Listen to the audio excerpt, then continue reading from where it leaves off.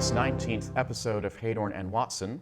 Today we're going to be talking about the differences between Chinese social credit and Douglas social credit, or what we might term British social credit.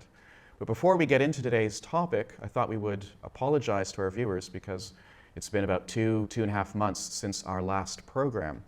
And there are a number of reasons for that. I was ill with influenza on and off in the month of August, and then I came to Australia, so that's why we're sitting side by side now.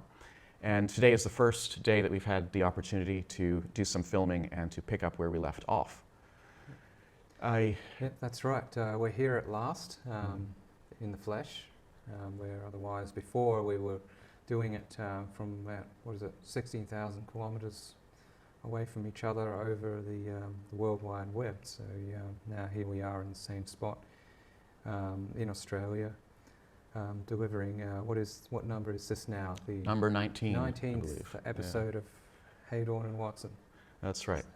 So one of the problems that we face today whenever we talk to people about social credit, Douglas social credit, is that they immediately assume that what we're talking about has something to do with this new surveillance and totalitarian reward and punish system, which the Chinese have developed, I think, beginning in about 2015. And we have to make it clear to everyone that Douglas social credit, British social credit is, if anything, it is the opposite of what the Chinese have introduced to reward and punish and direct their citizens in the ways that the Communist Party wants them to behave. And so we thought we'd do at least one episode to make the differences clear and so that there's no confusion on that particular point. That's right. Now, what do you make of Chinese social credit? If you were to describe it in a sentence or two, what would you say? Well, Oliver, I would say it's the dead set opposite of what Douglas or British social credit intends to be. It's basically a behaviour monitoring system by the ruling party of communist China, pretty much. So it's pretty much a downward system of surveillance of the common citizens, who, if they behave or misbehave in any way that's in accordance or not in accordance with the ruling party, well, they will be demoted, penalised, or rewarded with perks. Right. So under this system, each citizen apparently has a social credit score. That's right. And depending on what they do or what they fail to do, that score can go up or it can go down. That's right. And depending on how high it is, they get certain privileges. If it falls below a certain level, they may not be able to fly. They may not be able to be considered for promotions for certain jobs. Yep. There are all sorts of ramifications. Yep. And I was reading this morning on Wikipedia that according to the communist officials, the purpose of this is to, ironically, to build trust in society. They think that if they monitor everyone and everyone's scores are published, depending on their economic and political behavior, this will somehow engender from the top down trust, so that, for example, Chinese companies won't be selling, bad quality goods or counterfeit goods or things like this. Yeah. So that's the official reasoning. That's the official reason. Yes. Yes. But the technology, of course, that we've got now as far as monitoring and in real time what people are doing and everything, that's, they call it data analysis. Yep. It's frightful just how much control a government can exert with the technology that's now in place. And the Chinese are demonstrating that amply. Yep. That's right. That's right. They're leading the world when it comes to technological surveillance of individual citizens. And to think that other countries will start copying the same is certainly not inconceivable. Right. Including here, right, in Australia. Right. In fact, they are already doing that in some ways. Yes, some people claim that it may very well be that this Chinese system is sort of a prototype, and it may then be expanded to other countries. Yep. It would be hard to sort of square that under the current political regime, but some will argue that what we have in the West is already a kind of soft totalitarianism. Yeah. So it's perhaps only a matter of time before the system is expanded into Western countries in one form or another. That's right. Yeah. That's right. So if we don't, we in the West, if we don't abide by the politically correct doctrines of the state and the media, and the politicians and the corporate interests, well, we will be penalised in some way or another. Now, we can't prove it, of course, but it's quite curious that they chose to call it, of all things, social credit. And it seems that that would be one way of sort of discrediting real social credit or eclipsing it, so that from now on, whenever somebody thinks about the subject or mentions the subject, immediately the minds of most people are going to be going to what the Chinese are doing. Yeah. What we want to emphasize is that in the Chinese system, it's a reward and punishment system. It's top down, right? So it's the party, it's the state, it's the regime, if you will, which is rewarding and punishing the citizens based on what the regime thinks the citizens ought to be doing. Yeah. Right? So if the citizens behave appropriately in the eyes of the regime, they get points, their social credit score goes up. Yep. If they do things that the regime thinks that they ought not to be doing, or fail to do things that the regime thinks they should be doing, their score goes down. That's right. That is an inversion from the Douglas social credit idea, because according to Douglas social credit, both on the level of economics as well as on the level of politics, it's the citizen who is supposed to be equipped to reward and punish, could be the government, bureaucrats, politicians, or private providers of goods and services by deciding what to do with their money votes. Yes, that's right. It's an inversion. The Chinese social credit is an inversion of Douglas social credit. So rather than the citizens determining and voting with their financial power who determines what and what is the best policy, it's the party, the ruling party, which determines policy and the general directions. Right. Yeah. And one of the themes that Douglas was very keen on is this notion of decentralization, the decentralization of economic power, which would be achieved, for example, through a national dividend, right? A periodic payment to each citizen independent of employment status, just because each citizen is rightly regarded as an heir to society's cultural heritage. That's right. And as a shareholder in their national economies. That's, you see, what we've got with the Chinese now, it's the opposite. It's the centralization of power and the exercise of centralized power.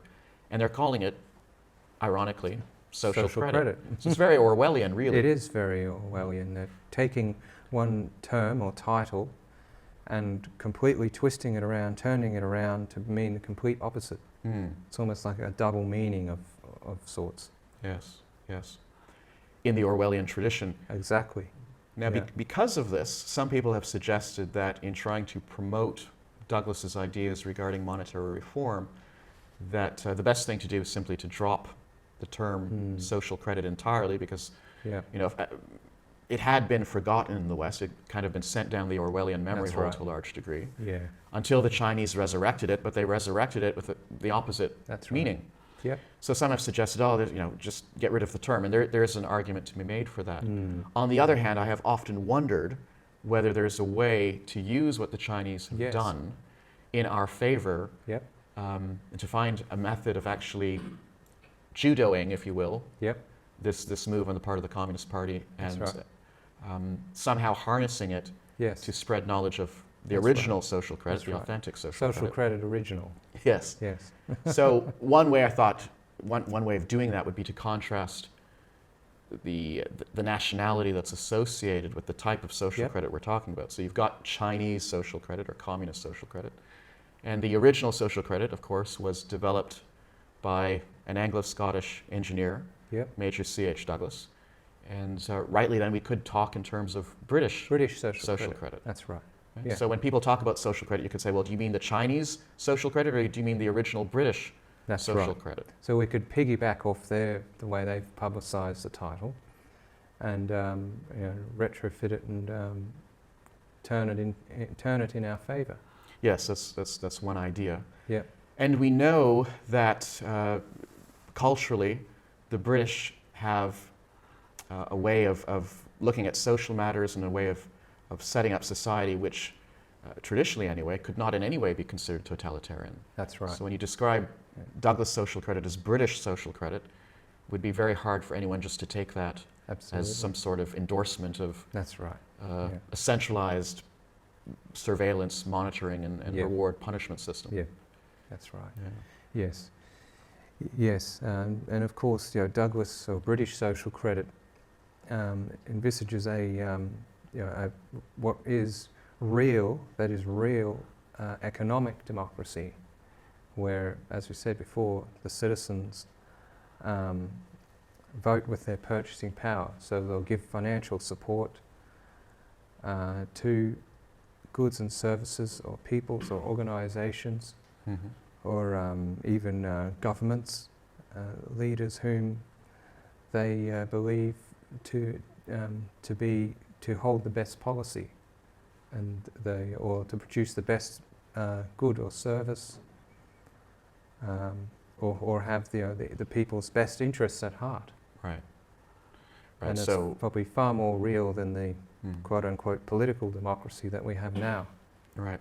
Yeah. I don't have the quote on me at the moment, but there's this famous quote from one of Douglas's works where he talks about an aristocracy of producers That's being right. accredited by and serving a democracy of consumers. That's it. Right. Yes. So the whole original social credit idea is that you have to enfranchise the citizens, the consumers, those who are Yeah. being served by these hierarchical organizations. You have to Yes. enfranchise them sufficiently so that they can sanction bureaucracies, the civil service, the government, private businesses, Yes. through one means or another, and thereby ensure that the common good, the public interest, is being served by all of these various entities. Yeah. Exactly. That's right. Yeah. Yeah. So it's very important that that people understand the difference between these two things, because they couldn't be any further apart, really. Absolutely. You know? Yeah. And Yeah. if we can make the distinction clear, perhaps we can find ways of using what the Chinese have done Yep. as a form of free publicity in order Yes. to promote what they've attempted to eclipse. That's right. That's right. So the whole thing, whether they, actually intend to, whether it was somehow, whether the title social credit was deliberately adulterated by the Chinese ruling party to co-opt the original social credit, well, perhaps we could use it against them, and thus, the whole thing could backfire on them big time Right, right. by putting the title social credit back on the map, and getting people thinking and talking about it again, since they love to talk Mm. about this Chinese social credit. Mm. What's up with this British social credit that C.H. Douglas came up with in 1917? Yes, yes. So, yeah. One of the things about the original social credit idea was that it does have to do with people's trust in each other, in the system, Mhm. right? So in society, and instead of trying to artificially manufacture that, which is what the Chinese system ostensibly is supposed to do, although I think it's got more sort of sinister Yes. intentions or objectives. Yeah. Douglas's idea was that if you have the right relationships in place between people and, let's say, the civil service, the governments, businesses, then Yeah. they'll be in a position, naturally, without being monitored and without being Yeah. rewarded or punished, they'll be in a position to build that sort of confidence up, which is, Yes. in the deepest sense, the real social credit of society. Absolutely. So it's a sense of trust and real solidarity between the people and their different classes and organisations and walks of life. Mm. Yeah. And I think one of the key things, we'll emphasize it again, one of the key things that would be instrumental in establishing that trust is the idea of a national dividend. That's right. Yes. So what sort of, when you talk about solidarity and trust, building trust in society, what sort of benefits do you think a national dividend would provide to a society, any society that adopted that as part of a comprehensive monetary reform program? Well, the national dividend, for a start, it's directly linked to the production of the citizens and the production of the country as a whole, so that every citizen is a shareholder in the nation's production. Mhm. So If the total production of the citizens in the country goes up, the dividend goes up. If it goes down, the dividend goes down. Mm-hmm. So there's a sense of cooperation and solidarity. Right. So we've sort of set up the economic rules in such a way that what benefits me benefits you, and what benefits you benefits That's me. right. So it automatically establishes a kind That's of right. solidarity and trust. Yes. So everyone benefits, everyone wins, and so there's the individual interests, and then there's the whole popular interests are harmonised with each other. Mm-hmm. So you haven't got the individual interests conflicting with the popular national interests, Mm-hmm. because everyone benefits, with both individuals and society as a whole. Yes, yeah. So is there anything else in this particular subject that you thought you would mention when it comes to like this confusion between Chinese social credit and Douglas or British social credit? Well, I guess in advocating Douglas social credit now, we have to. It's another hurdle we've sort of got to deal with, and I found most often what I do is, if I'm introducing Douglas social credit to new people who haven't known it, I'll say, there's a system called Douglas social credit, not to be confused with Chinese social credit, Mm-hmm. which the Chinese adulterated from Douglas social credit. So you have to make that differentiation, and if you do that with most people who are thinkers, or objective thinkers, and can see, red from black and black from white, can differentiate, and can see, because it's not uncommon that you have titles and words that have double meanings or triple meanings, especially in the English language. That's right. Yeah. Yes, it would be interesting to see exactly what the Mandarin term is, if It would be. if it does translate exactly to social credit or to Yes. something slightly different, and Yeah. that would be something we'd have to ask of a Chinese speaker. Yes, it would be. Yes. But on the face of it, it's sort of hard to believe that of all things they could have called this thing, they've decided to call it social credit. Well, Yeah. exactly. Yes, they could have called it communist credit, or party credit, or some Chinese credit, or something like that. Yeah. Citizens credit. Citizens credit. Yeah. Yeah. It's rather unfortunate. So I think that covers most of what I think so. we were going to say on this particular topic. Yes.